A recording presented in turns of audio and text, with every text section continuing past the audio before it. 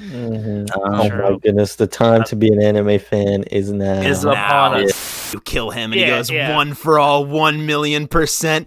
Delaware, Detroit, smash! And he just... Homie whips out a gun. But now you have like an actual collected team of like high-powered people to go after, you know, the high-powered students. And so you get like actual effort into the, you know, specific quirk and character design of the villains. You know he can take quirks, but you don't know what exactly he's packing. Yeah. And no pause, man. That guy had the biggest arm of all time. Like all the the big pro heroes like suit up and just be like, you know, Gang Orca number 10 hero, and they're just walking down some random hallway like, okay, they're about to do something crazy. Yep. You're my Midoriya with yet another convoluted ass plan. It's just such convoluted shit, but it works out. It's great. I love it. I love watching it play out.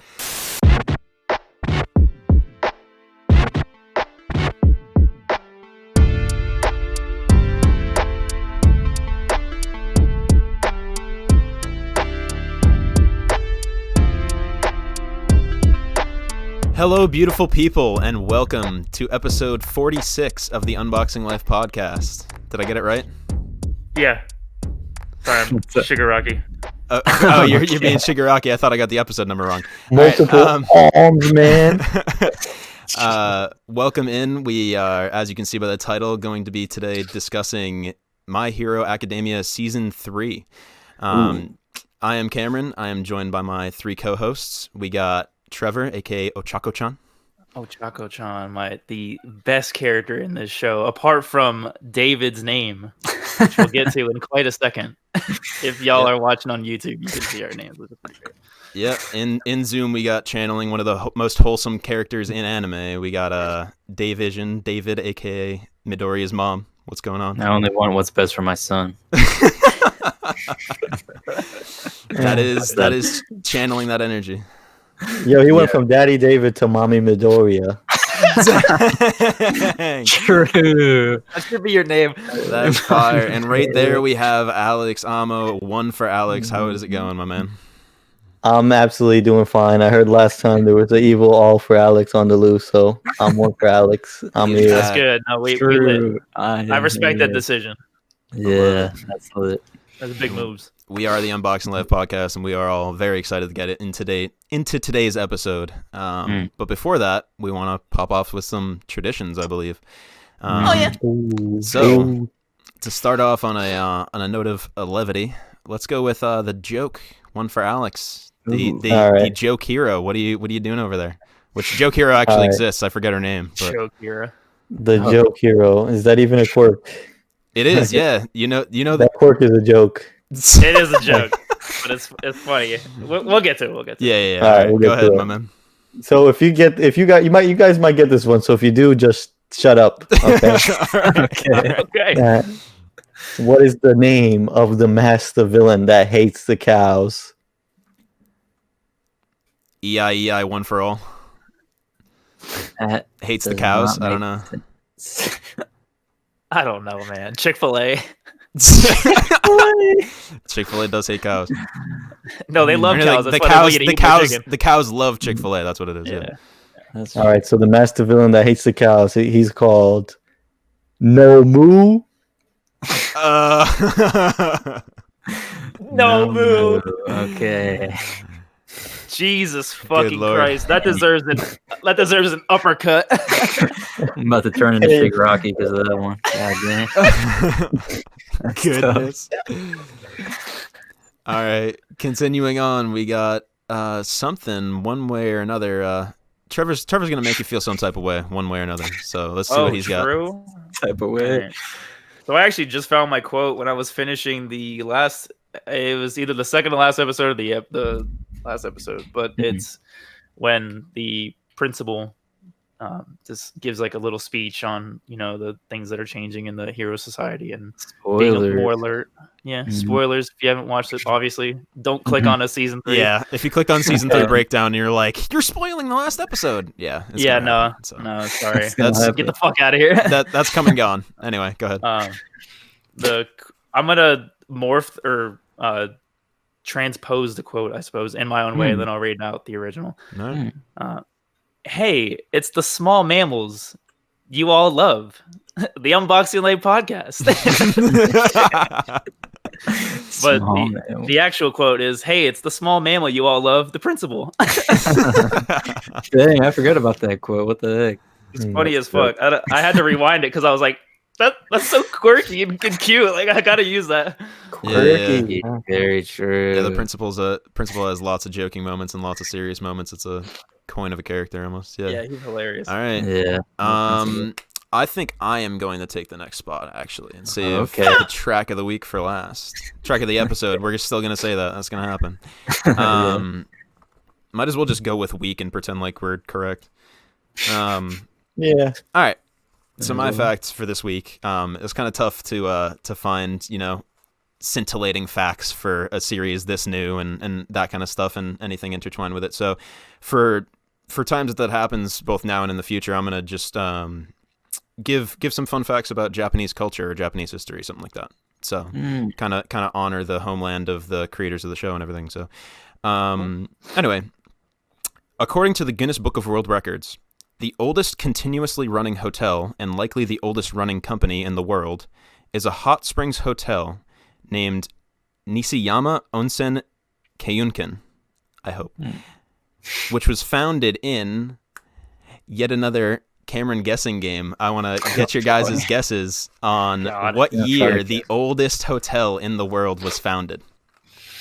Oldest continually running. So the same family has owned this hotel since its inception. So I'll go Alex first. Give a guess of a year. I'm gonna go the year 1645. 1645. Final All right. answer. David, what do we got? 800 AD. 800. All right, Trevor, what do we got? 1287. 1287. The grand prize goes to David with the closest guess. He was within 100 years. Ooh. The oldest possible company, but definitely hotel in the world was founded in 705 AD. God dang. It has, including adopted heirs, which is a whole thing in business, but especially Japanese business. It has been run by 52 generations of the same family over the course of 1,300 years. I can almost guarantee you they care about honor. yeah, that's a family of tradition and honor right there, my man. Yeah, you can't trace your lineage over 1,000 freaking years and not have some sense of tradition. Yeah. Wow. So there you go. They scoff at Ancestry.com because they just look up in their records. Like, there's the wall over there. It's literally the Harry Potter family tree where everyone's face is on it. Yeah. It's like every college that has like a Hall of Fame, they just have each generation just tagged up on their wall. Wow. I bet they know how to run a hot springs. Yeah. Hotel. Yeah. 5 stars on Yelp, probably. I would hope so. Wow, dude. Imagine if it's trash. This is kind of. I don't think you can go through that many years and be trash.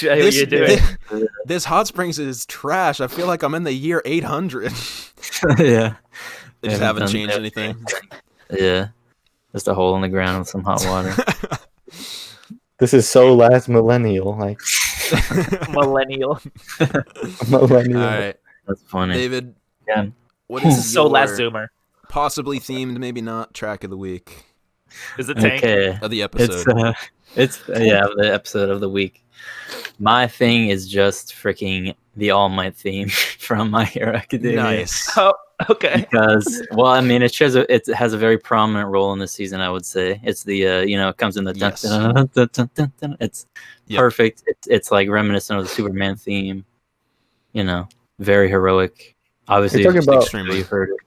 You talking about You Say Run, or is that a different No, song? that's a different. I mean, that's great too. But the All My theme is like the strings come in and then it has like. Okay. Yeah.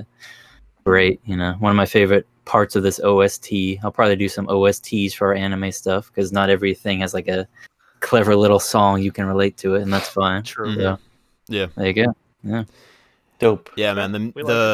The music with that one and every other theme they have, all those just bang throughout the fights, throughout the introductions, throughout every facet of the show. So yeah, I'd forgotten how good the soundtrack was. Honestly, me too. Yeah, man, it's brilliant. There you go. Well, Well, if we're talking about music, the 2 intros for season 3 is ass. So I'll agree with you on the first half of season 3 being ass, but I actually do enjoy the second half of that. I think it's passable for what I've gotten so far from the show in terms of OPs. This is passable. Like the rest are just completely forgettable. It's interesting. I feel like I hated Odd Future. I Keep My Ideals when I first heard it. I was like, this is like a freaking some Fortnite stuff or something. But then now, just like the auto tune and like the modern EDM sound. I was like, what? But I feel like I like it now for some reason, even though it's I don't know why. I have fun with it. I like it more than the second one, just because the second one is a little more standard to me. But I'm not in love with either one. The second one is more generic. Yeah, I could see it being run of the mill. Yeah, the second one is definitely very standard generic. It's forgettable, like you said to me. The first one, I fucking love. I love that first one, and it's largely due to, if I was just listening to the theme itself, I'd be like meh. But the animation that goes along with it, namely the last like 20, the way it has that very slow build for the first like almost whole minute or basically the whole first minute of the song, or the intro, and it's just like very slow, consistently paced. And then the I Keep My Ideals part comes in. And I mean, the right before that, you get the breakdown of like, the animation is what does it for me, really, is you get the breakdown of like, Midoriya is fucking flexing mad hard and he's like breaking the ground and you see the grit in his eyes, and then it switched to the I Keep My Ideals and you see All Might with that fucking like beautifully animated, like his brow and the shade of his eye and his eye like on fire with the blue. It's just like that. The last 20 seconds of that, where they're like firing off, and then the intro, the logo crashes down, and it has that like sheen on it. They do the glint off the reflection off the front of it. It's just such a clean like sequence that I love watching that intro. Honestly, the animation is good. Yeah, I sort of good. I can't. I still skip all intros. It's fine. I couldn't give 2 fucks, honestly. It's fine. It's fine. It's not for everyone. I love it. So yeah. I'm glad. Yeah, I could see it. Cool. I could see someone really loving it. Yeah. So yeah, that's cool.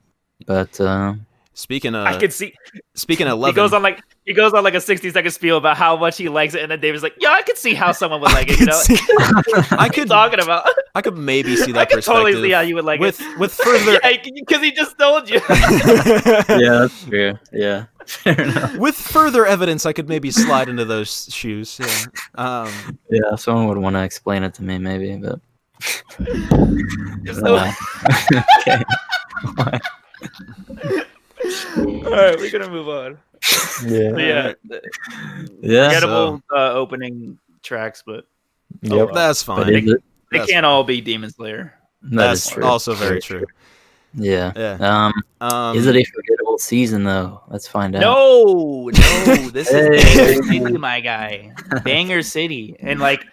I was trying to like reflect on like all there's like so many mini arcs in this season, and it's absolutely. Like 25 episodes. It's like it's filled to the brim with just complete bangers. So yeah, I think it starts off right at the training camp, right?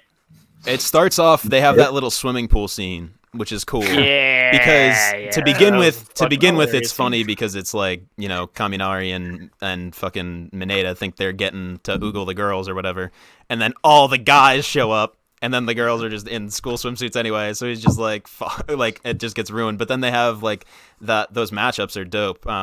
It's kind of a callback almost to the original, you know, their first day of class when they have all the they're like, we finally get to use our quirks in like sports activities, and they do that with the swimming. What did you guys think about that? Yeah, I thought it was hilarious that Deku was the only one that fucking swam. Yep. No one else swam. Like Ida, like even Ida, dude. Ida like used his engine leg to just skate through, and Todoroki just fucking iced his way through, and Bakugo just fucking jumps the best. Goddamn pool. Like Bakugo's the best because he's the first one where he just like launches himself from one end to the other, and there's like, you're not even swimming, bro. What the fuck? I was pissed off. I'm like, why are y'all in a fucking pool? Man? I saw this really funny fucking joke that was like, it was like a meme comic, like a fan made thing of like all the My Hero kids swimming in the pool, and it's like everyone's just chilling, and then Kaminari's like, "Hey guys, you know what's weird? I have all of our lives in my hands right now." And everyone's like, why the fuck would you say that? Because you could just electrocute the pool. So it's like, bro, why the fuck would you say that? Like, why? That's a whole thing with those powers. But yeah, dude, the Ida just balancing on the swim line was hilarious to me for sure. But then they set up the final three. It's Todoroki, Bakugo, and Midoriya. And they're about to go, and you're about to have some sort of metric of where the top three lie in relation to each other. Quirks get erased. We get to go into the season knowing that these three are above everyone else, but they don't have necessarily any real definitive on-screen moment, except for, I mean, obviously there's the whole fucking sports festival, but we've come a distance since then. So I love that start to the season of being like, this is where we're at with power levels and quirks and everything, and let's go to summer camp.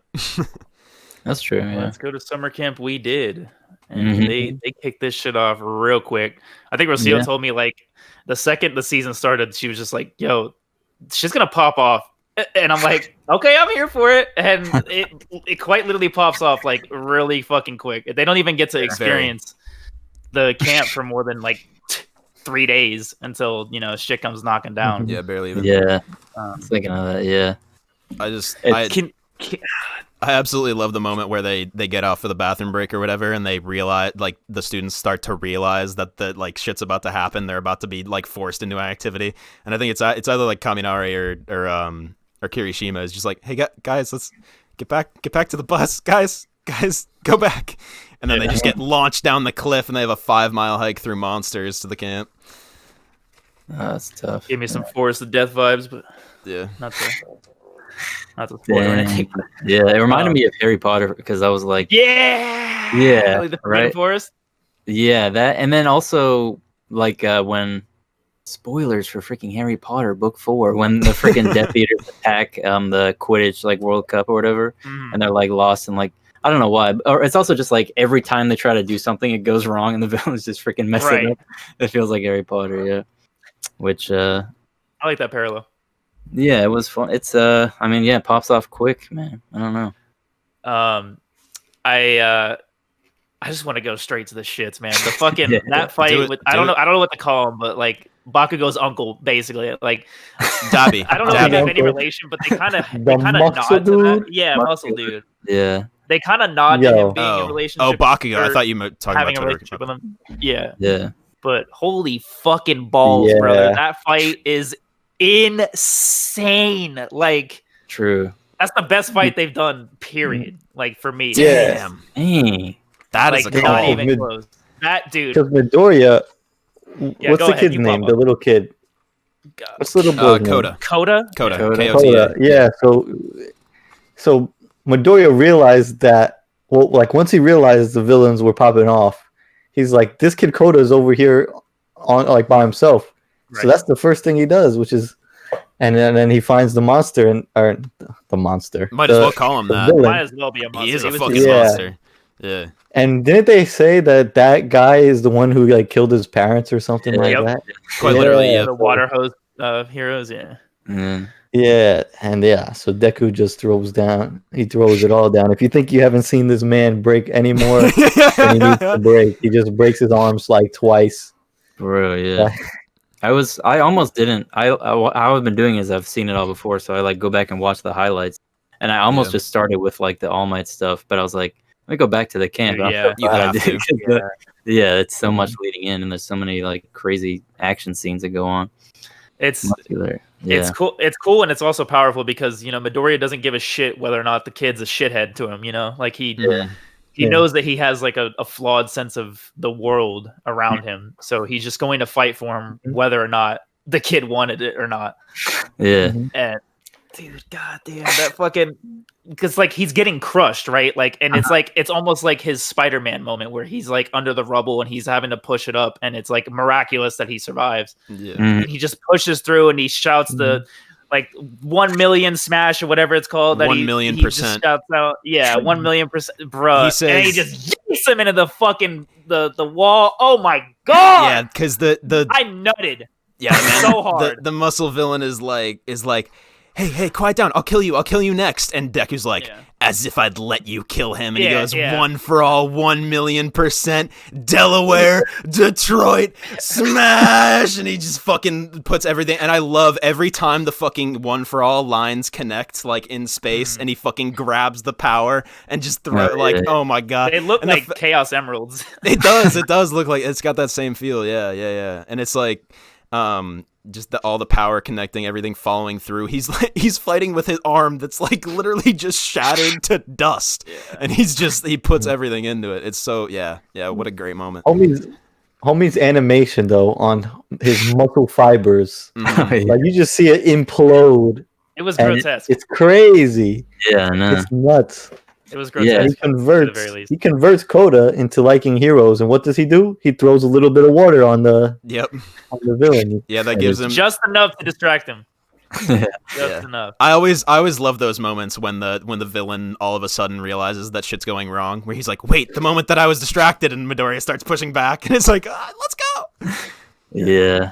Yeah, that scene was nutty. There's a lot of great fights in that too. Like when they basically Mhm. take matters into their own hands Mhm. before even Asa Head allows them to. I guess I don't know if they were popping off before he said it was okay too, but No, they waited. Yeah, they wait, and then Mandalay is like, "This is a message from Eraserhead. Fight the fuckers! Like go all out." And so then they start popping off. Yeah, they homie whips out a gun. Like gas guy. toxic guy, the toxic fume guy. Yeah. That fight was Man. dope to me. Yeah. It was pretty fucking cool. That's There was such a lot of weird. mind games. That's such a weird matchup. Like the big hands and the hardening against gas. Like that just doesn't. That's what I love about this show, like to death, is the variety and breadth of quirks. But then the matchups that are so weird that they then like play out to such a high degree of specificity. Like of this is exactly how this goes if you play it this way. He whips out the gun. He's like, "Yo, just because y'all have quirks don't mean that y'all ain't human." He just starts shooting. Like, yo, chill. Like these kids are 14. Yeah, it really breathes realism into the whole universe of like not everyone is some like super power hungry. They're not like, impeccable. Like super. They're not like, I'm gonna conquer the world with my power. Like there are villains who are, and heroes who are like, I'm being realistic. I know the strengths and limitations of my power, and like I carry a gun because that's one of my limitations. Like it makes it way more realistic of like the villain's motivations and way of thinking, of like they do have like, and like pieces where they're not just pieces on a chessboard. They're actually like think and they do things that make sense as opposed to just being there to be defeated. Yeah. We've seen villains before throughout the show, but this is like a time where they really shine and you see more of the interactions of the villains, which is super dope to me. I remember because Eraserhead was sort of teaching in the building, right, for people who didn't pass or whatever. Yep. Whatever it was. And so there's a scene when he walks out the building when he realizes stuff is popping off, and Dobby is right there with the blue flame, and he just sparks flame into his face. Yeah. And in that moment, I'm like, holy, there's no way they just did Eraserhead like that. He was fine. Again. Totally fine. Still, No way they did him like that again. I guess homie could just eat flames. That was a clone from Twice, From right? Twice, that was yeah, correct. Right, yeah. Which is, I want to talk about his little backstory too, because I think his backstory is fascinating. Yeah, it's a really fascinating philosophy of how like It's a quirk cool. like that can get out of hand in a very specific and crazy way. Yeah, it was really a really good We'll leave episode. it for that. It was like a 60-second like little like sequence. That Yeah, I think it was longer than that. it was. That part was great. But yeah. And then we get a lot of the other fights. The villain, the character design shines throughout the show, but especially I think with the villains, you get this whole new cast of characters. Like you said, we saw all those villains from the USJ scene, but a lot of those guys are just like mid-level, and then it's just like Nomu and Shigaraki and the Warp Gate guy. But now you have like an actual collected team of like high-powered people to go after the high-powered students, and so you get like actual effort into the specific quirk and character design of the villains. I think one of my favorites was the fucking, I mean, favorites in like a weird way, was the guy with the blades for teeth. And his he was. It was weird. It bothers me so much. I love villains that bother me though. Is the That's thing. it. Like I love. Yeah, what's up? I was wondering, David, have you met Kisame in Naruto? No, I've seen him before though. You've seen his sword. Yeah. Remember the spinner guy in MHA? That's exactly what it reminded me of. Comparison. That's the name of the spinner. Yeah. The Stain Ninja Turtle? When we wait. When we get okay. So that transitions directly into it. I was gonna ask you guys what your favorites of the of those villains were, but yeah. I mean, Spinner. Pop. Yeah, I was about to bring him up too because for some reason I didn't realize the first time that he's just like a Stain cosplayer. Like he's literally wearing like, a Stain outfit, and he's like. And it's cool. I didn't even realize, like, you were talking about the motivations of the villains. Like, they have a scene where Shigaraki's like, yeah, it's a bunch of people with different motivations, but they're going to help me freaking, like, get to my goals. Like, they're basically NPCs to me. But then you see their different motivations kind of mess them up. And he's like, don't kill Midoriya. Stain said he was worthy and that kind of thing. So it was a weird class. I would like to quote from My Hero Academia seasons 1 and 2 from the Unboxing Life podcast. David, originally, I believe somewhat knowingly, if I can find the fucking page that the note is on. God damn it. I gotta cut this. All my notes are upside down, fuck me. Alright, I found it. I heard, my notes are upside down. All my notes. Alright, so David, I believe, knowingly said in the last episode when we were talking about Hero Killer Stain, he said, his philosophy could maybe even be more dangerous than his physical abilities. And Trevor followed that up by unknowingly predicting he migrates so many people to his ideology, so that's why he's dangerous, because he could almost be a political leader at that point, where he's just dictating for people to act upon his own ideology. So you just called that perfectly, of like, that there was gonna be fucking Stain stands. In like coming up. So I like as when I was editing that episode, I wrote that down, and that became the beginning of my notes for this episode. So that was dope to me. Yeah, it was really cool. Yeah, I mean, considering he's like one fucking letter away from having the name Stan, he's gonna have some stands. You know what I mean? They're gonna be called Stains. Look, these are my stains. Stains. Oh, that's nasty. What a gross ass name for a fandom. Yeah. Oh shit. Jesus. But yeah, man. Yo, look at my stain. You basically predicted it perfectly that this and with the stealing of Bakugo, if we want to get to there, that sparks all this talk about the philosophy of hero society, of what does this, that, and the other thing mean if the villains operate in this way and the heroes fail to contain them. Yeah, I think it's nuts how a lot of the class of 1A has had a lot of publicity. Yep. I mean, you've seen him in the sports festival, and obviously Bakugo was a prominent figure in the sports festival, not in a good way. He was a very sore kind of winner, sore loser kind of guy, whatever. Sore winner. So it's definitely interesting how you have the villains who see that on TV and they say this is our target because he would be the easiest to convert into a villain from their perspective. Yep. So that's their goal. They snatch him up. yeah.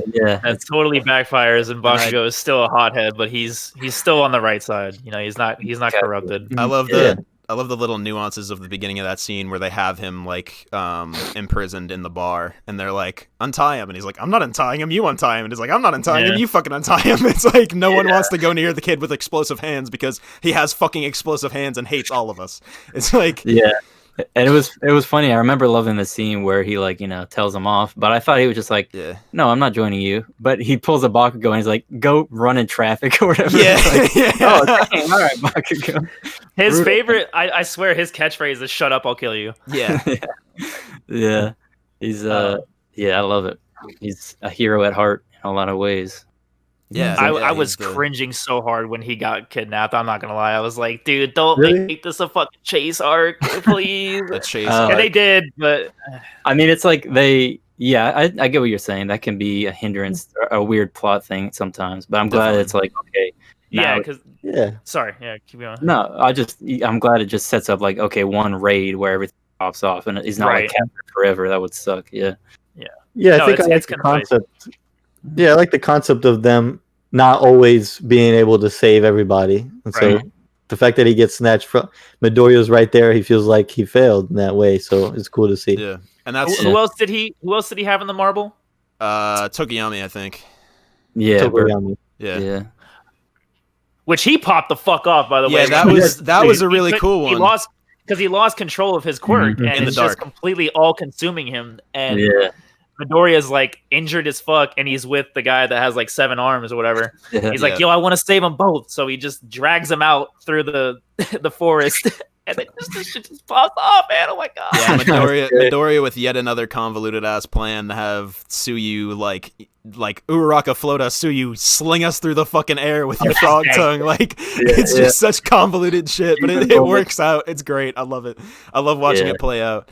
And yeah, I love that mechanic of like he can't control it, but they let it go crazy in order to defeat the blades for teeth guy, and then as soon as he's done, Todoroki and Bakugo like show up and they use their fire to like get the to show light to get them back under control.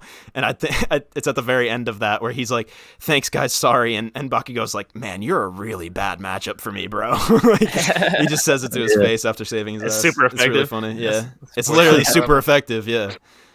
That's exactly how he that reminds goes. me a lot of Raven from Teen Titans. That's a similarity. Especially when yeah. she just gets like in her devil mode, like demon, yeah. like Mhm. she's on that demon time. Yeah. She's Similar. mean. Demon Yeah. time. She is mean. Yeah, dude. Yeah. That's We there's. can talk about the raid. Yeah, man. One of my favorite moments towards the end of this arc, if you would call it.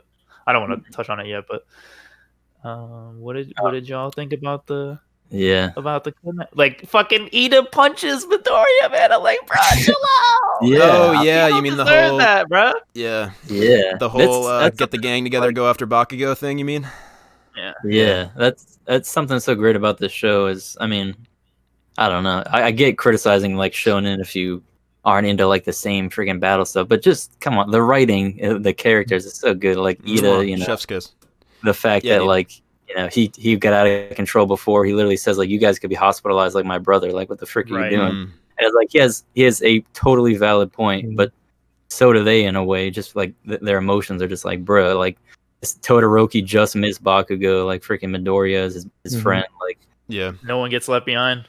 yeah, that's perfect setup. That interaction in which they end up all going is like the transition from, I think it's Kirishima is like one of the central driving force of like, I want to go get him back.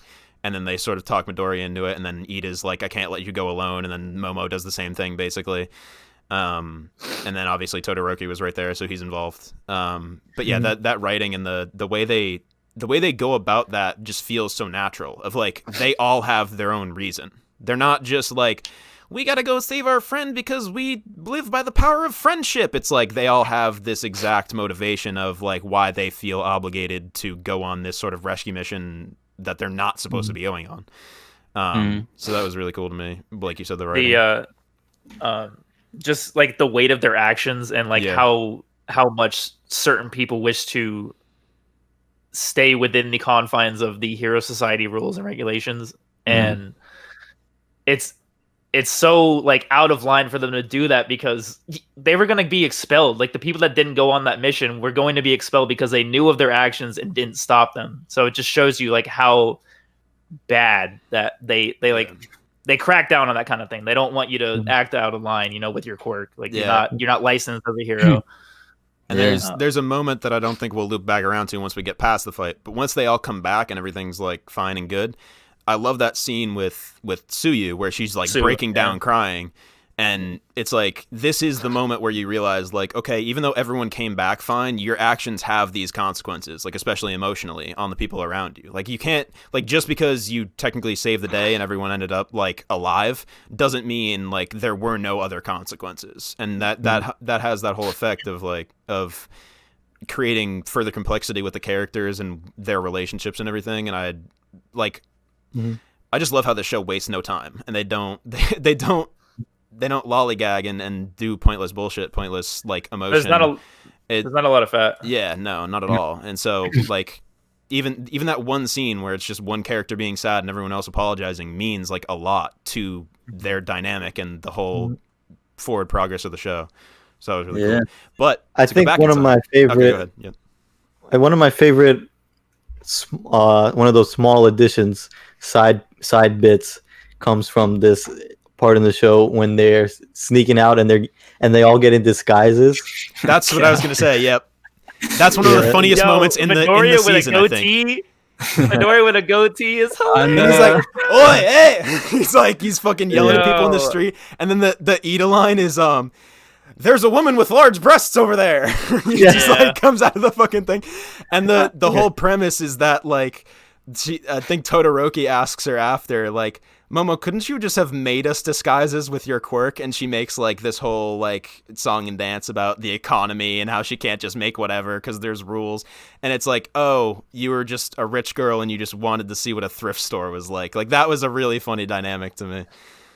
Yeah, it's mad. I didn't even expect the humor. I think when I first watched it, absolutely, it's great. This is like mad was like serious. a fucking rock star, man. It was hilarious. He looked great. It was so fucking funny. Yeah, that's great, man. And then Momo's like so satisfied with herself. She's got like steam coming out of her nose. She's just like, I just love the characters to death, man. They're so perfectly written. They are pretty great. Mm-hmm. They make you feel good. Yeah, even absolutely. Bakugo makes you feel good. Absolutely. He's a total asswipe, but he makes you feel good. Very true. He's totally full of himself, self-centered, narcissistic, has an inferior complex, but you know he's a great guy. So, but you gotta love him. Yeah. Were you gonna say something, David? Or? Oh, I was just gonna say. I mean, yeah, we're at the raid part, which is yes, sir.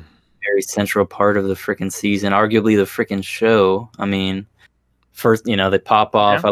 I love seeing all the the big pro heroes like suit up and just be like, Gang Orca number 10 hero, and they're just walking down some random hallway like, Absolutely. Okay, they're about to do something crazy. Yep. It reminds me a lot of Kingpin from the Spider-Man universe. That's actually Yeah. Yo, wow, I Gang didn't even Orca think is of that. mad intimidating.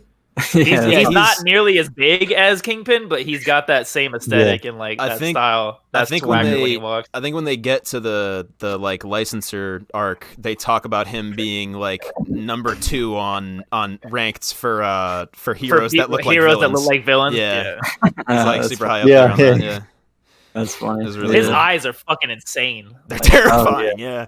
Yeah. And he's got No doubt. the Yakuza suit on basically. But yeah.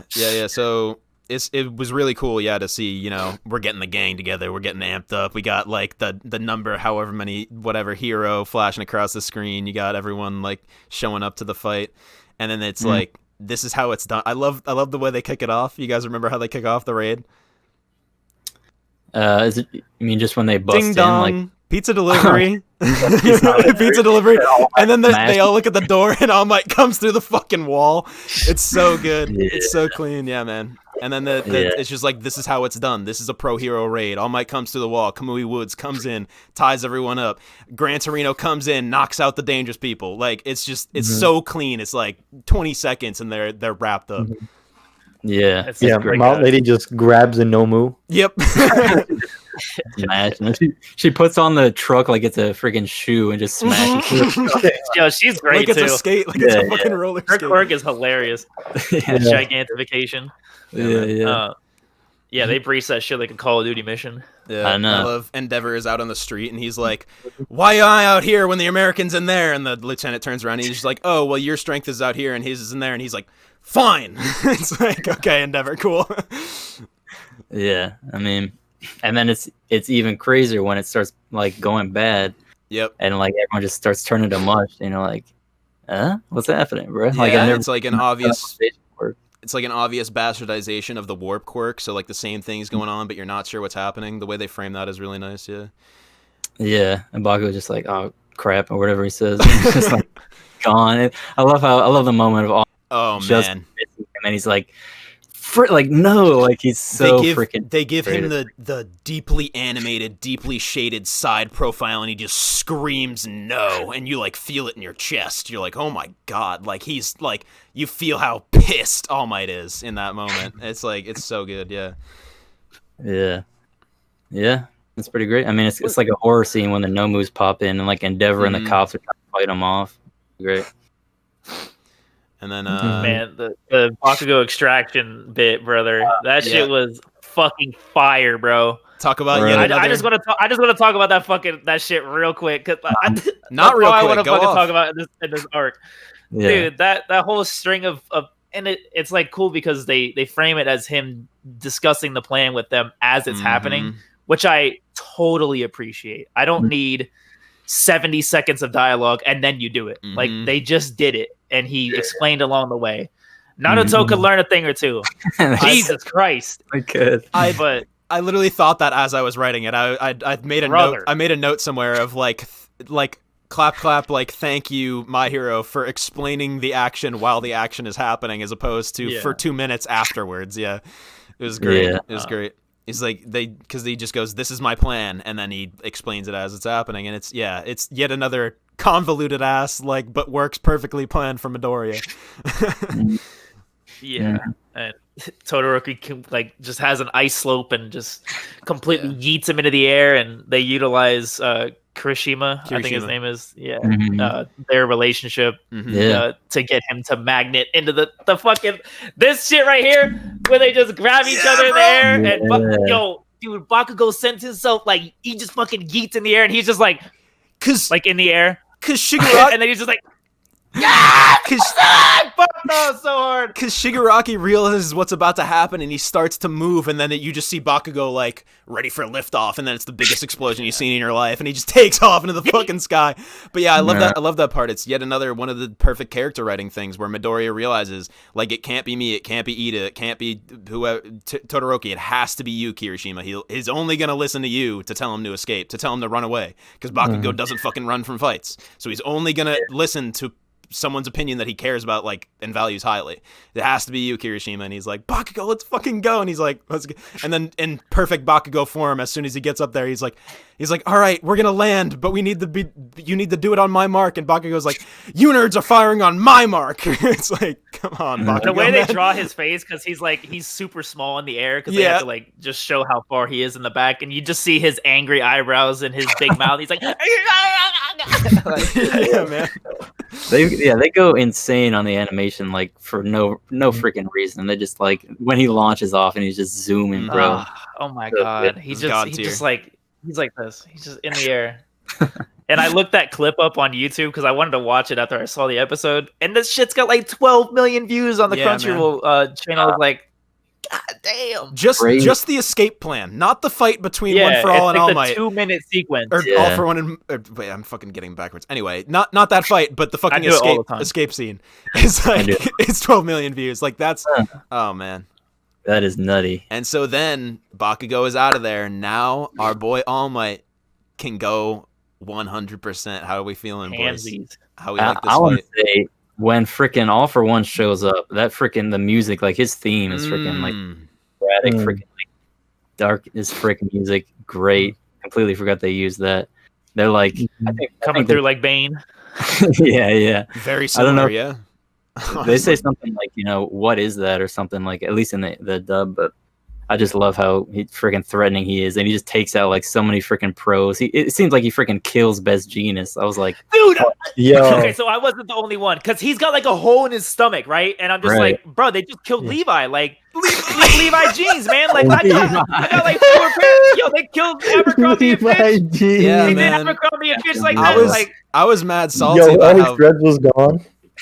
I was mad salty about how fast that went down, because he's the number 4 or 3 hero or something he's like that. 3, yeah. Yeah, he's very high up there, and they're the hero Best Genius or whatever, and you get to see him absorb the impact of that hit and save everyone but himself.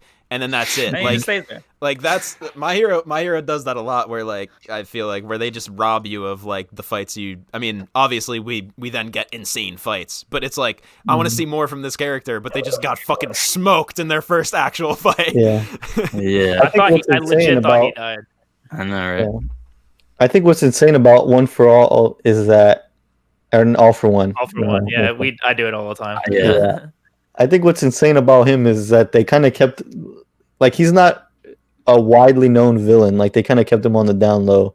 Mm-hmm. We know when he fought All Might however years ago that injured his stomach, that it was on the down low. So So not too many people know about him, and his quirk inherently is mysterious. Yep. So you know he can take quirks, but you don't know what exactly he's packing.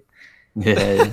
And No pause, man. That guy had the biggest arm of all time. Like, he my man lists had off. the Samus Metroid shit going. Like, He lists off like, you know, power increase times 4, hardening times 3. Yeah, like, that shit was corny as hell. Yeah, when he was it's starting like, to do and that. then his arm is just some like it's just a mass of like insane muscle, metal, and rocks. Yeah. It's just like, I'm gonna hit you with this. There was like a multitude of hands that were like wrapping around his arm cannon too. It was really disgusting.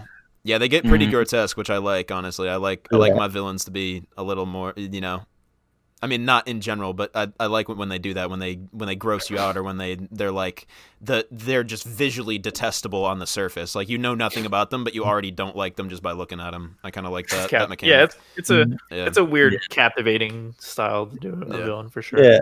I think this All Might fight, man. Like Trevor was saying, the muscle dude fight was his favorite. This is probably my favorite fight in the show, just because. Damn, nothing in season 4 is gonna top this, man. You spoil it. I'm sorry. I mean, it's barely even a spoiler. This is one of my favorite fights in anime. I'll be up front. All Might's the best to ever do it. Huh? You were popping off. Keep going. Yeah, no cap. Yeah. Yeah, it's just because the repercussions of this fight alone is like the music, the instrumentation is going ham. All Might is getting you in the feels because he is absolutely extending all his power possible. And somehow, some way, this man figures out a way to still transfer power from his right arm to his left. Like, that was pretty fucking cool. There's somewhat of a subtle nod to him learning from Midoriya in that way, where All For One says to him, "You did some tricky shit. That's not like you. Like, what's going on? Like, you're not behaving as you right now." But that's like Midoriya's whole thing, is he has to come up with tricky shit to use One For All to win fights. And so obviously, I mean, I think at the end of your rope you would become tricky regardless. But I like to think that's a sort of a nod to him, like garnering inspiration from gathering inspiration from Midoriya, his protege. Probably. Yeah. Yes, and in this moment, he's in his weak form. This is the first time that everybody sees him in this form, and it's revealed like what's actually going on with All Might. And it's just, dang. There's some huge ramifications to this, and he somehow pulls it out, and he's live on television. Like, the entirety of Japan sees it. You're next. Like, Midoriya, you're doing this shit. I'm done. I'm retiring. Yeah. I got nothing. I got nothing left in the tank, homie. I got nothing left. Yeah, man. That final punch, the fucking United States of Smash, man. When he screams United States of... Because up till now, he's just been naming Delaware, which is like a fucking forgettable-ass state. We love you, listeners in Delaware, if you exist. If you exist. If you exist. And then like Detroit, which is a solid city in America, obviously. But it's like, it's pretty arbitrary, like what he picks from America or seemingly arbitrary, what he picks from America to name the punches after. And so when he just comes out with United States of Smash, you're like, this is the one. This is the final one. This is his 1,000,000%. This is the 1,000,000%. This is, all or nothing. It's like, oh man, that's just so good. I'm surprised that the impact crater just like shoots dust into the stratosphere. It's like, what are you surprised about? I'm surprised how that hasn't caught on as a meme of just naming cities and throwing out like Tallahassee Tumble. Yeah. It's so fucking funny though. Like, that was one of the first things I picked up on in the show. Just him bleeding his American ways. It's so a great naming convention, and it's like, bruh, and it's such a great way to show that like this is the freaking final move. Just giving it everything, man. The entire fucking country, bro. I'm hitting you. I'm hitting you with the entire country worth of weight, not a city, not a state, the whole country. I feel like I might have teared up both times I've seen this. Absolutely. This scene. Like, it's like everything in the show has freaking come to this, and it almost comes out of nowhere in a way. Like, it's set up, but like All For One just freaking just shows up, and you're like, all right, no one else can stop this dude. Like Communal Ward is freaking like half destroyed in an instant, and the fact that All Might is in his freaking weakened form, like Alex said on TV, and he's still like All For One is just chilling, and he still has to find some way to beat him. And the way like the dialogue is perfect. Everyone in the crowd of civilians is like, like at first they're like, oh man, he's weak, he's washed up, whatever, and then you realize everyone is like, we need you to win. Like they're cheering. They start chanting his name. It's it's absolute chills, and a tear rolls down my fucking cheek when it's the mini monologue from the person that he got. I think her name is Nana something. His predecessor. And it's like, the power is yours now, and she takes the orb and she puts it out, and the lines connect and he receives it, and like that's the wind up to it. And like I said, like the lines connecting, like Trevor said, the Chaos Emeralds. It's like that shit. Oh man, that gets me giddy, and it sends chills down my spine, man. It's so good. Mm-hmm. There's a line that she says in those flashbacks. Me when Drake drops. There's a line that Shimura says his predecessor that he gives the power from, where she tells him that the strongest of heroes not only save lives, but they save hearts, and they smile when they do it. Yeah. So that connection, it made the connection to why he smiles all the time. Yep. Yeah, he's projecting so much charisma because he's trying to save your heart as well. And he just has that shining smile. He's always smiling whenever he's in that form. And I thought that was such a great way to connect that. He's the undefeatable symbol of peace. Beautiful. Yeah.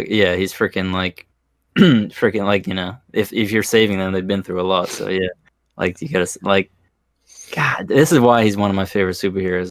Yeah. Well, I mean, everything he's up, and then it's just nothing. That's the incredible thing about, like, you guys say it, but it doesn't land until I think about it, like, real hard almost, where it's like, this is the first time the world has ever seen All Might be anything less than completely invincible. Like, this is the first time they've seen him, like, take a bad hit, let alone fucking, like, because they talk about his previous fight was covered up, basically, so that people didn't know that he would be like this. So, like, to go from literally 1 billion to like 2 is like takes so much air out of the fucking atmosphere. Where you're like, is this it? Like, is this the fall of Hero Society? Like, you're watching the fall of Hero Society on TV. So that comeback is like the culmination of, like you said, of everything that My Hero is about, and about finding your power at the very bottom of that fucking well. And it was, oh man, yeah. I think it's definitely one of my favorite fights in anime. I think that's not even like debatable. Yeah, because then it brings the whole question: who is gonna fill his shoes? Because he's been number one forever, and everybody they say it ever since All Might showed up. The crime has been lower because he's handling. He's the ultimate deterrent. Exactly. So now that he's no longer able to do his hero work, I guess Endeavor by default becomes number one, but Endeavor ain't no All Might. I was gonna say, you know who the person most upset about Endeavor being number one hero is fucking Endeavor. Yeah. Because Todoroki goes home and he's just already destroyed the entire fucking training room because he's not like this. It wasn't supposed to be like this. I was supposed to actually be stronger than him. And he lit a fire in that training room. Like, he's just got, it's just all wood, and he's got like embers burning in the back. And I'm just like, bro, can you put the fire out? Like, not a responsible. Your wife is gonna die. My God. You need to be a better homeowner, Endeavor. But that is be a better homeowner. It's right. Like the setup of it, the fact that Endeavor is this now, and they know like crime is gonna be back on the rise. So like, what the frick, and like. The fact that it puts more weight on Midoriya now, he has to like rise up, be that freaking dude. And I he has to be the symbol of peace. I love their reunion after the fight, the first time that they've seen each other, and they have like the rom-com like run towards each other on the beach at the sunset, and then all of a sudden All Might goes Texas smash, and he punches him in the fucking face, and he like spurts blood as he's doing it. Like he's so fucked up he can't even like like tap him in the face without like coughing up blood, but he does it anyway because during the fight he's like, "You're right, I have to go reprimand Midoriya," like before he finds the strength. Yeah, so he's like, he just socks him in the fucking mouth as soon as he sees him. It's great. Yeah, and then they have that conversation of like, it's your time. Mm-hmm. I wanted to say, man, shout out to All Might. Like I know we're going off on him, but I'm truly gonna miss him being in his prime. Yeah. I don't know what season 4 or season 5 holds, but as him just like coming to save the day and just super muscular and always shedding a smile, I'm gonna miss that shit. I ain't gonna lie. Facts, man. Shout out to your service, man. You feel his service. Yeah, thank you for your service. You feel like TYF a real presence, man. It's crazy. Yeah. So good. Yeah. Glad to have Trevor know why we love All Might so much. Yeah. Rocio, like that's her favorite character in the show. So like, I knew there had to be a great reason. Yeah. No, he's fantastic. Yeah. Yeah. And this kicks off the dorms, right? Yeah, that's peak MHA slice of life. Hilarious. That's what I'm gonna say. Peak MHA slice of life is the dorm scenes. I love it. I actually enjoy the slice of life moments more than I enjoy the action. Not more, but like close to as much as I would say. It's so enjoyable. Just them showcasing their rooms to each other and like just dragging everyone that doesn't want to be there. Oh, that's so wholesome. Because this is what we talked about when we were getting first into the show. Me and David especially, I believe, was that like, it's a show that makes you love the side characters so much that you're like, they spend entire episodes on them, or they have like interactions that have nothing to do with Midoriya or Bakugo or All Might, and you're just like, I'm loving watching this show right now. Like, I give mad fucks about all these characters, and even the silly little room contest is like great TV.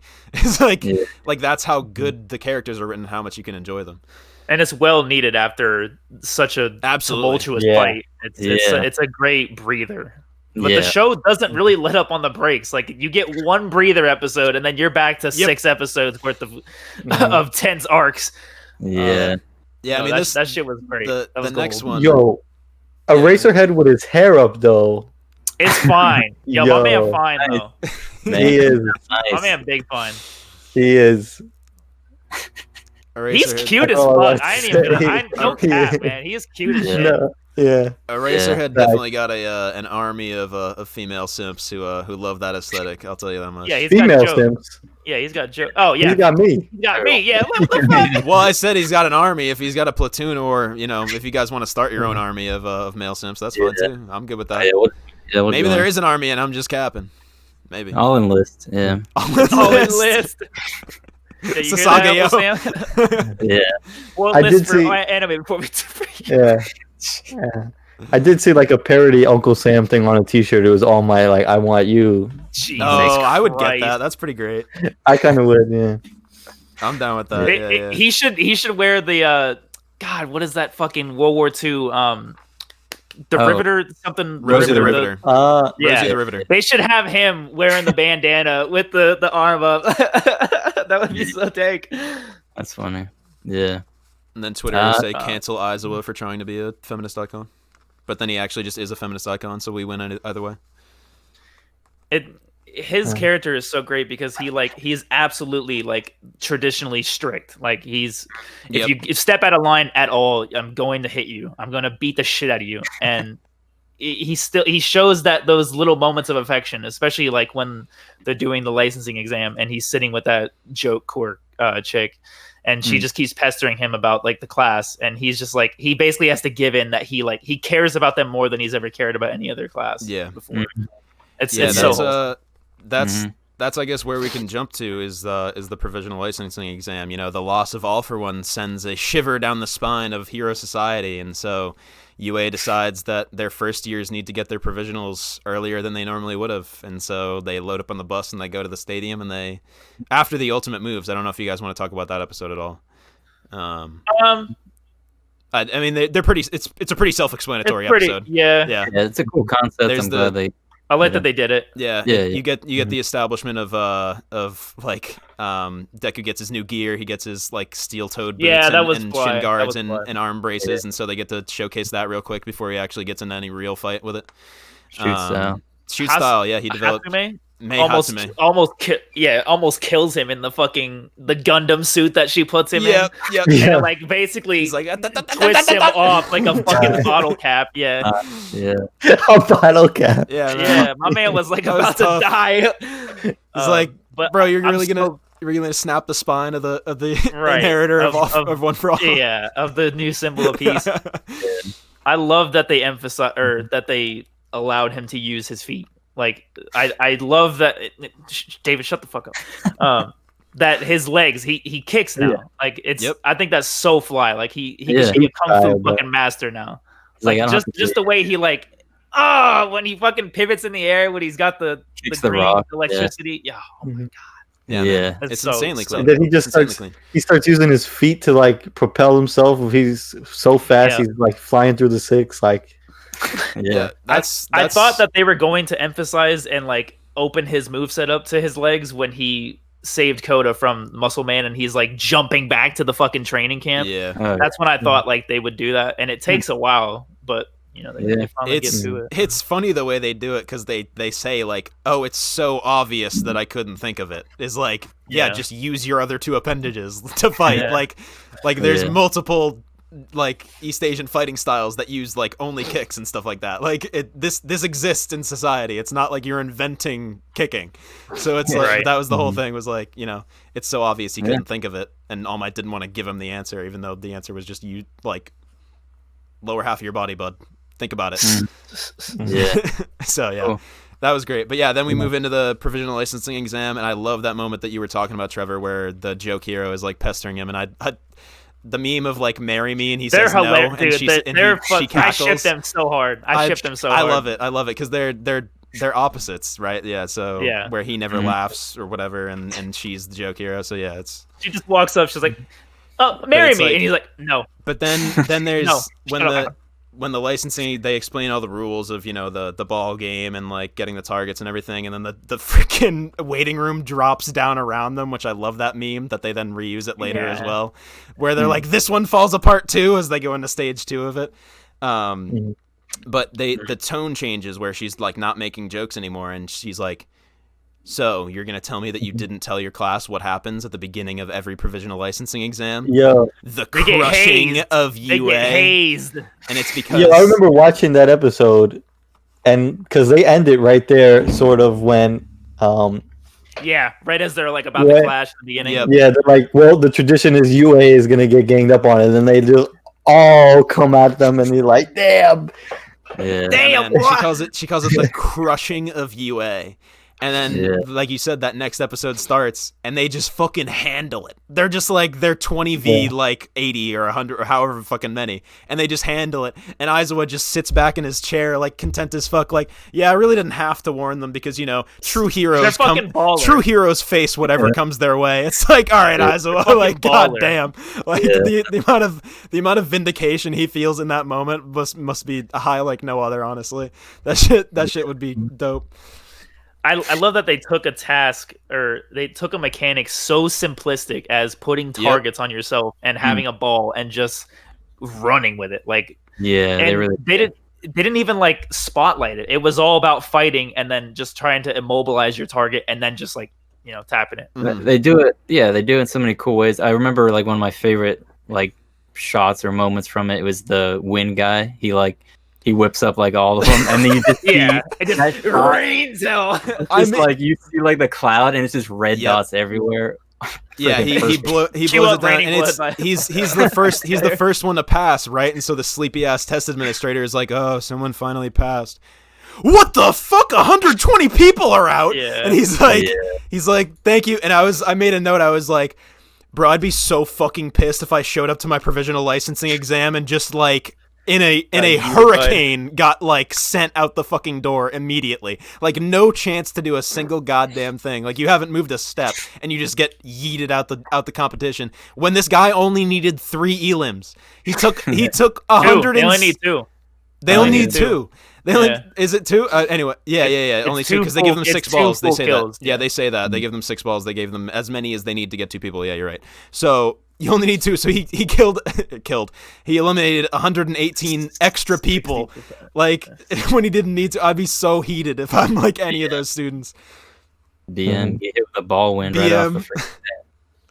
BM. I got a question for you guys. So obviously in this part of the show, they all get separated and they're splitting off into their own groups, and then they handle their business kind of on their own ways with their own quirks. My question is, if you were in this situation, who would you want on your side with you? I'm taking Ochako, man. I'm sorry, man. I'm sorry. I'm not sorry. I feel like with it's either Midoriya or Todoroki, because Todoroki is smart and OP. Midoriya will just come up with a plan that's gonna work. Which is funny because Todoroki, obviously he is intelligent, but then he gets thrown by the guy that's like the god of wind, and he just can't think straight, and he's like battling his inner demons with his father. Yeah, he gets tilted because the wind guy keeps on comparing him to Endeavor. Yeah, so he just his backstory was weak, bro.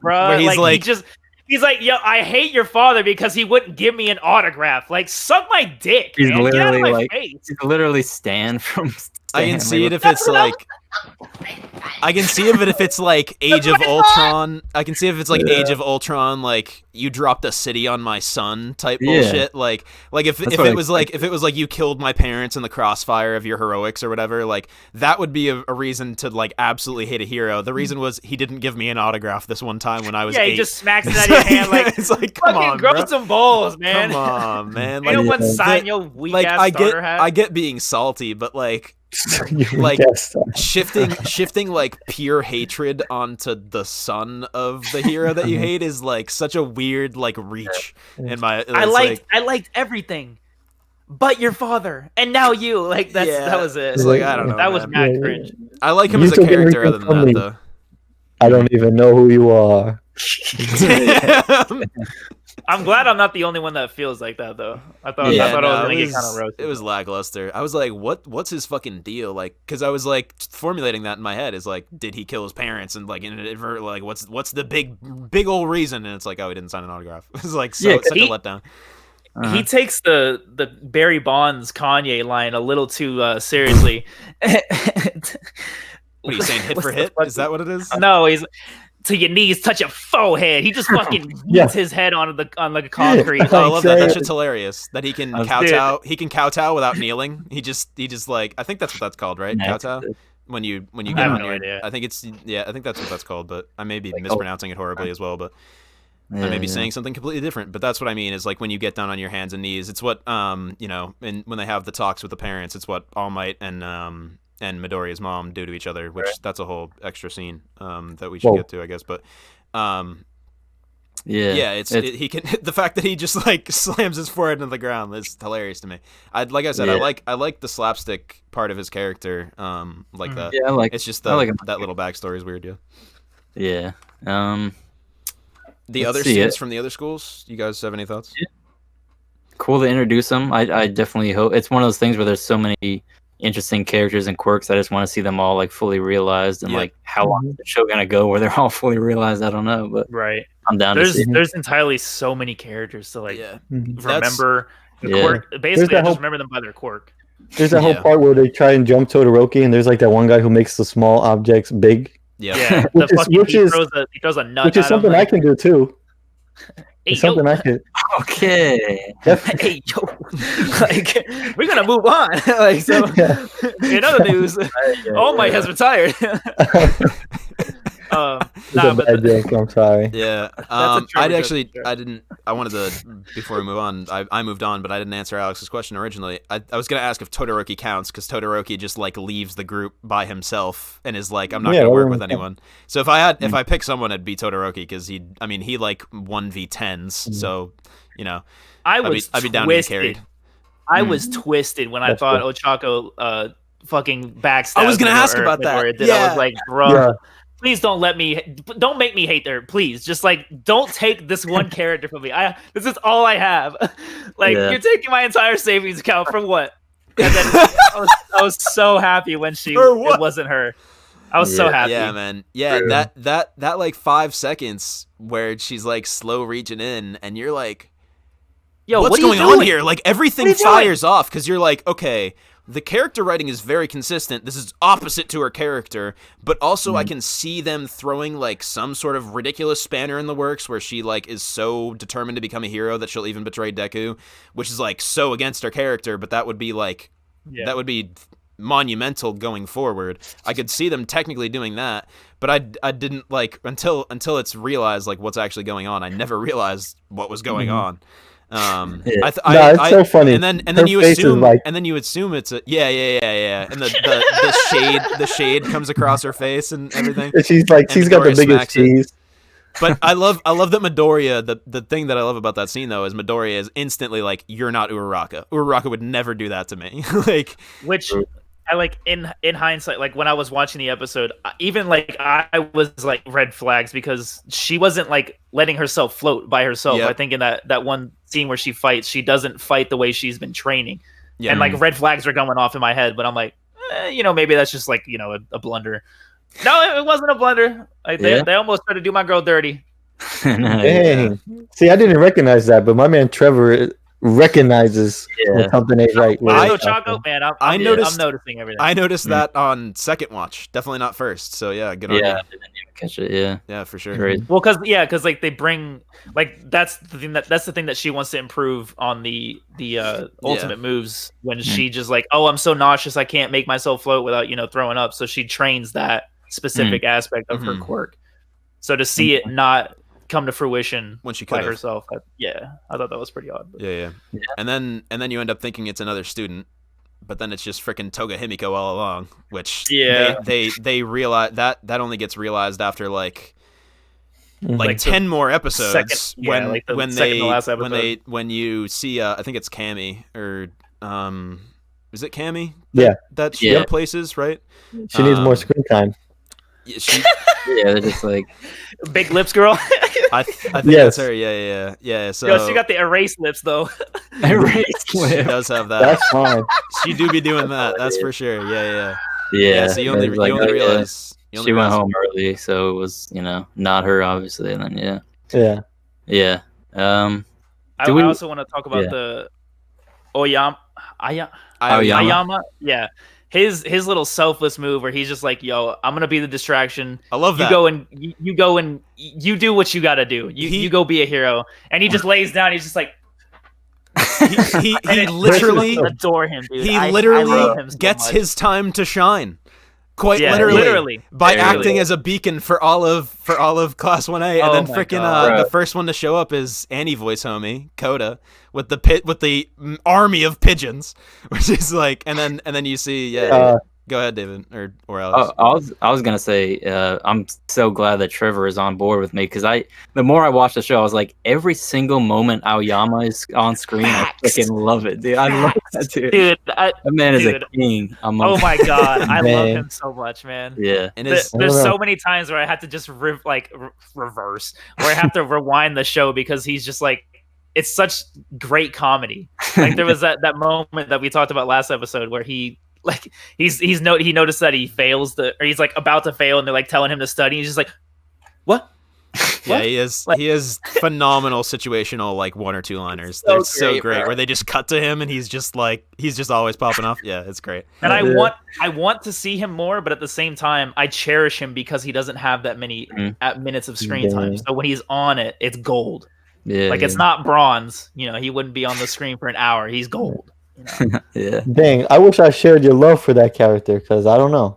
You don't like a comfortable face. The other, dude, his little smile, his little V smile. Oh my god, bro.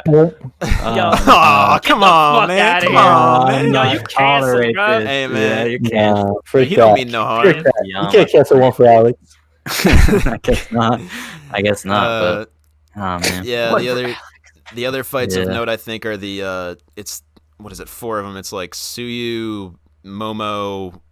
Is Jiro in that group as well? Yeah, and then homie with all the arms. And Momo manages to Momo manages to fully outsmart the girl whose entire quirk is to outsmart people, which was dope. I love that sequence. Yeah, I love that battle. She figures out she predicts everything that they they think she needs to do of like, oh, they're trying to get me to use up my quirk, so I'm just not going to. We're gonna find another way out. And I think she makes a like super high frequency speakers, right?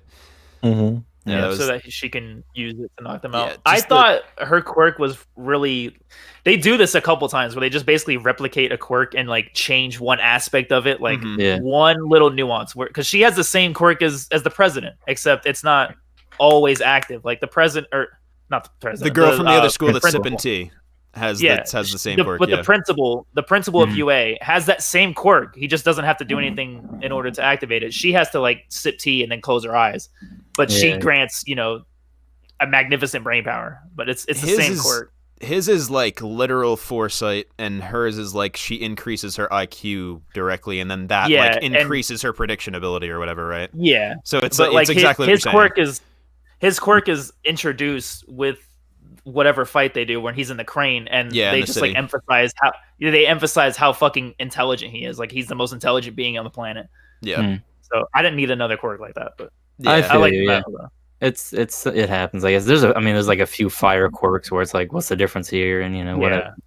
Well, I feel that a lot of strength quirks too. Like it makes sense in the universe. So many characters. Mm-hmm. It makes sense within the universe where people would end up having the same sort of abilities, or at least very similar. Yeah, like genetics and stuff. Yeah. That's why I love the hero licensing exam a lot. Actually, they do that a fair amount, especially. I mean, the very obvious example is like your boy Alex Tetsu, who just, that's right. He just hardens to steel, and then Kirishima just hardens his skin. It's like, and that redundancy is like put up front in the sports festival and everything. But they do manage to come up with just this massive breadth and variety of quirks, and then they use those very, very perfectly, honestly, to showcase. It's a literal smorgasbord to showcase the strengths and weaknesses of the quirks in the matchups that they put them in. So that's why I love that one, that arc. That's the most lovable quality about that arc is how much you get to absorb about the differences between all the students, I think. And then I think the last fight of note, unless I'm missing anything, is Kirishima Bakugo and Meatball and Kaminari. That was disgusting. Against Meatball Boy. Was fucking awful. I wanted to hear your take on that. You see his teeth, and it's just like he's just sitting in a pile of goo. I'm just like, yeah, man. I brought it up almost entirely because I wanted to hear your reaction to it because you were commenting on the grotesque things earlier. Yeah, I fucking hate that shit. Awful. He like melts his skin and then turns people into also melted skin, but they're like fine. But it must be a terrible fucking way to exist, like sitting there as a meatball. Even if you're not feeling pain, you must just feel terrible. Yeah, it doesn't do any damage to them. Like at least from what I know, it just immobilizes them.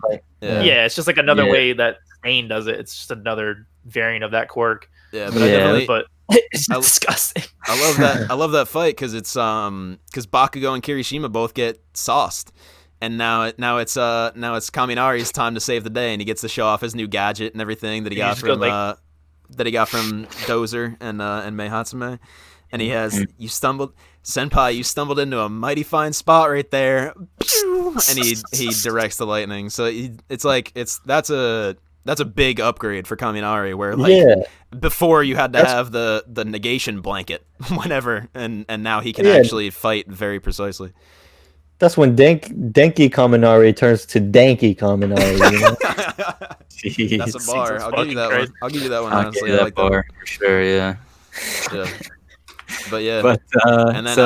And then that ends up being the ultimate irony of the.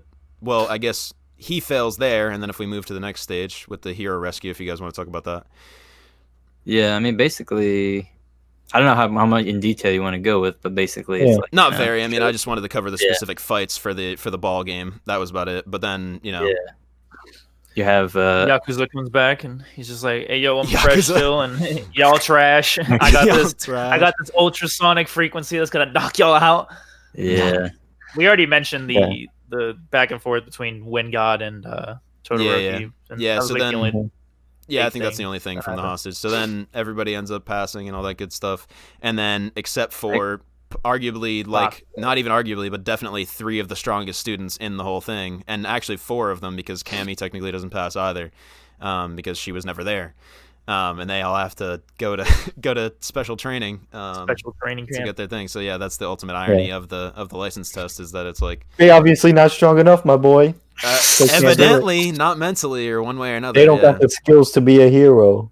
I know, it's tough, man. Yeah, And then Super tough.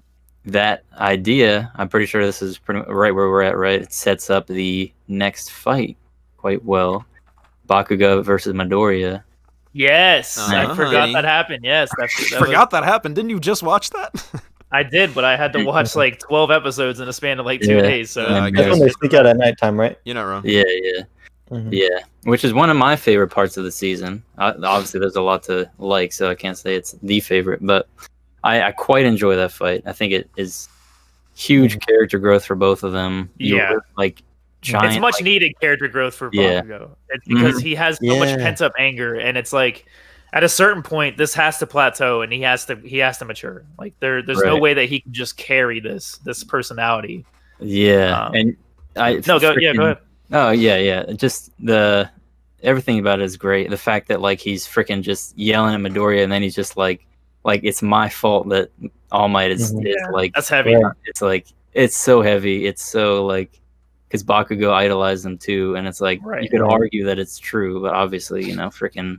It's the He villain's asks him fault. like, "Yo, did I idolize him wrong?" Like, Mhm. what an awful question to ask. Like, Yeah, the only thing that took that fight back a little for me was just they didn't really go all out. Mm. That's the Yeah. only thing I wanted. They Like, do and they don't. They I don't. don't. know.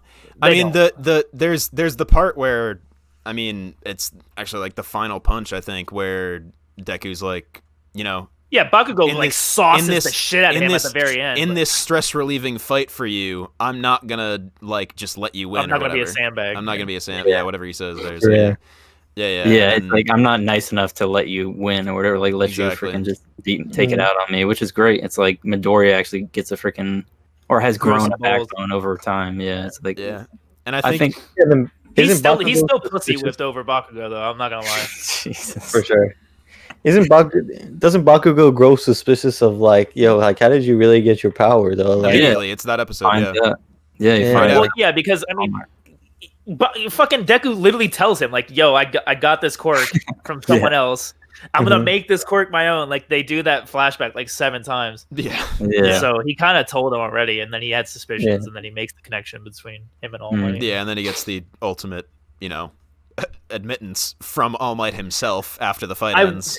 Dude, I wanted because All Might goes in for a hug, and I wanted him to just accept the hug, but he doesn't, and he's just like, "No, get off me!" And I was so pissed. I feel you. I definitely feel you. I feel like he kind of does, and then he's like, "All right, I gotta be like." After a few seconds, I gotta be tough. But he is like literally like crying as he's hugging him for like 1 Yeah. second, Mhm. and it's like even showing that for Bakugo is like such a huge deal, and it's Yeah, great. man, and if, All Might's even, like now they can actually have a real rivalry. Instead of- Rivalry, yeah. Great. Yeah, Which is cool. the ground is broken. They're on like level footing now, basically. Where that last punch, like, Deku lands a solid ass punch and fucks him up, but Kachan like turns it over and pins him down. So technically, Kachan won, but also Dude, that like was- Kachan's super fucked dude, up. So it's like That fucking move was fly as hell. He just like cool. spins him in the air and then just he uses his explosion Right. and just yeets him down into the ground. Yeah, that's that fight is like it's like it's not that it's like I don't know, like they're not blowing up buildings, but the choreography of it, the fact like the way Absolutely. it's like they like are like in the pitch black sometimes, and you just see their powers going off, and like the thing of like Deku like almost kicking Bakugo in the face, and like the lightning is like right on his freaking like, cheek and stuff. It looks yeah. great. Yeah, Oh, yeah. that No, that it's a scene is cool when fight. it goes slow mo and the lightning bolts are like from the bottom of shooting his Yeah. face. That's a clean ass shot. Yeah. Yeah. Great. Whenever Midoriya gets mad, I get a little hard. It's so good, man. Yeah, I know. That's great, man. But Love it. Never mind. Yeah. Mhm. The freaking what was I gonna say? Never mind. Someone else go. That Yeah. pretty much wraps up the show. For Yeah, The I season. think- Yeah. You kind of see the villains a lot come in, more. right? Yeah, at the Mhm. very Yeah. end with the At the very bird. end. The bird bird guy. muzzle. Yeah, so Trevor, I want to ask you. So obviously, so we've all seen season 4, but you're going into season 4. So how are you feeling about? Because they kind of tease some newer faces, some old faces. What may or may not go down. How are you feeling? What are your thoughts? What do you want to see? I'm not sure what I want to see. Like I said in the other episode, I think I'm still a little weak on the villains. I do like their screen time. I like their dynamics in certain moments, but most of the time I could probably do without it. Like I love just them growing as heroes, and I'm not really too attached with the villains yet at all. Even I know Shigaraki's gonna like be complete beast mode. He's got a great quirk, but I don't know. I'm not attached to him, so we'll see what happens. You earlier? You mentioned you wanted to talk about the Twice episode. Did you? Yeah. Like just like really quick. Like his quirk is insane, where he can manifest like clones on clones on clones, like just infinite clones, but it like takes a toll on his body, and they grow sentient, where they can just basically try to claim the throne of being the real person, and they end up killing each other off, and like his quirk almost kills him. Like that's fucking insane. Like I was actually really impressed with that backstory, and I love that character now, and I want to see him more. That was the jokester, right? In the training camp, when he just like he keeps saying like the opposite thing. Yeah. Like, he's like, yes, sir. No, I'm not doing that. Yes, I'm doing that. He's not doing it as a joke though. He's doing it as like freaking schizophrenia. Yeah, like, exactly. He's literally schizophrenic. Yeah. He's a cool character. I hope to see him more. Yeah, for sure. The idea that he has all his clones that kill each other to prove that they're the real ones, and it's just one at the end is like, damn. And I wasn't feeling him in the training camp either. I'm so glad that they like shed some more light on his character, because he was just like, he was there. He was cool. He just facilitated the fights, but I want to see him more. Yeah, and it's cool. In the Marvel movies and stuff, they don't show the villains. They don't show Thanos, like brushing his teeth and like having a smoke looking out the window. Like, it's you get to see like the mundane ass day to day of like a villain, and then you get to relate that to what their motivations are and why they do what they do and how they behave. So the context that the show provides in that respect is fantastic, always. Yeah. And they ended off with, "We will continue with season 4." Love that. I love end of season, next season announcements. Those are the best, for sure. Yeah, it's pretty nice. This is a great season, and I'm very thankful that we're splitting up these seasons, because god fucking damn, like there's so much shit that happens in this season. Yeah. There's like 4 or 5 arcs basically. I know. It's like solid arcs, like beginning to end arcs. Like it's insane. And the only like let up was the jewelry mission, which was I hate filler. It's kind of funny. I hate filler. I was gonna ask how you felt about that. I thought All Might escaping at the very end as That's a corpse, funny. and he's just like, ah! Like, I thought that was hilarious, but I hate filler. So. And it was a special episode. Yeah, the special episode, the jewelry store. I haven't even watched it. You didn't watch it? You didn't watch it? No, I guess I could now. I think I was watching this one week by week, and I was like, bruh, freaking this. I don't want to see this, so I just didn't. It's from the title, you can tell it's filler. Like a special episode or special mission about love. Yeah. It's cool. But David, you can watch more All Might, so I might as well. That's literally a plus ultra right there. All Might's got some All Might's got some great moments in that episode, but you definitely don't need it. Yeah. Do we want to start? Would we rate this season? Wait, before we do that, fucking season 5 got announced like a few days ago. It starts on the 27th. Wait, of this month. Of this month. I didn't even hear about that. Yeah. Oh, you mean they said that season 5 was coming in March? I was gonna. So you're saying they set a day? Yes, a date. Okay. Because I was gonna say I've known for months that it was coming in March. So I'm oblivious to this stuff a lot of the time. So that's great. Yeah. No, season 5 in March had been announced, but I didn't know it was literally the 27th. So that's news to me. So there you go. Dang. We'll be eating the very end of the freaking month. Yeah. No, I'm super hyped for that. I'll be done with season 4 by then. I don't know if I'll watch it on a weekly basis. Yeah, I think I'll probably wait. Yeah, I will watch it on a weekly basis, and then I will rewatch it when we cover it on the podcast. Brother. It's just that good a freaking show. Hey, shouts out to you. Yeah, hope it's great. Oh my goodness, the time to be an anime fan is now. Is upon us. Yeah. It is upon us. That is very true. You're not lying. This I'm is very insane. I'm just thankful that we're watching the show because it's Yeah. a modern shonen masterpiece. Yeah, it's everything that it should strive to be. That genre. It's the characters, the animation, the action, the no breaks, man. All gas, no breaks, man. Like, this That's shit facts. is great. Yeah. That's French what I'm kiss. saying. They Super Ayama French kiss. Oh, yeah, massive, exactly. massive chef's kiss. Mercy. Absolutely. Mercy. Yeah. Yeah, dude. Well, Alright. yeah. I enjoyed the season more than the other two. Okay. Wow. So do we want to give it a number, or what we're doing? A That? 10. A 10. I give it a There 10. we go. dang, Alex let's the go. first. David, how do you feel about it? Is it your favorite season, Alex? Huh? I think so. It's tough because the tournament arc one is I know. damn. The tournament It arc is is tough, such but I a think pristine so. tournament arc. But I was thinking. Yeah, I was thinking that season 2 was better, but then I rewatched the freaking highlights, and it turned out the highlights were like half of the season that I rewatched. So I was like, Facts. I gotta say this is probably my favorite. I'll give it another 9. It's not like head and shoulders above season 2 to me by any means, but I'll give it like another 9 out of 10. 9 Aoyama belly button lasers out of 10. There we go. I love you, David. Oh man, that was so great. I'm with you on that. I'll give it a 9. I'll be giving this season. I gave season 2 a 10, and I like this season. I mean, that's the Achilles heel of giving out 10s is like I gave that a 10, so there shouldn't be anything better than that. But I like season 3 better than 2, so this is also 10 United States of Smash out of 10. Hey, So yeah. That's sure. just how that is. It's the fights, the music, the characters, everything develops, everything gets better. You see more quirks, you see more of everything. You see more villains, more pro heroes, more students, more. It just keeps on piling it on. Like Trevor said, the smorgasbord. It's like it's as good as. It's just the culmination of good anime, man. Yeah, There's man. so many great aspects of this show. It's perfect shonen. It's perfect shonen. Why the fuck are we waiting this long to watch this show? I'm pissed off at y'all. Y'all let me recommend Cells at Work over this bullshit. Fuck y'all, man. I knew you would love this when we got to it. Yeah, that's, Man, this was made for me, man. I know. It is so fucking fire. that's awesome. That's Yeah. awesome. Yeah. I So love that, look dude. forward to next anime box where we review season 4. We'll be done for now with MHA, but I'm excited. So thanks for watching, everybody. It's been real.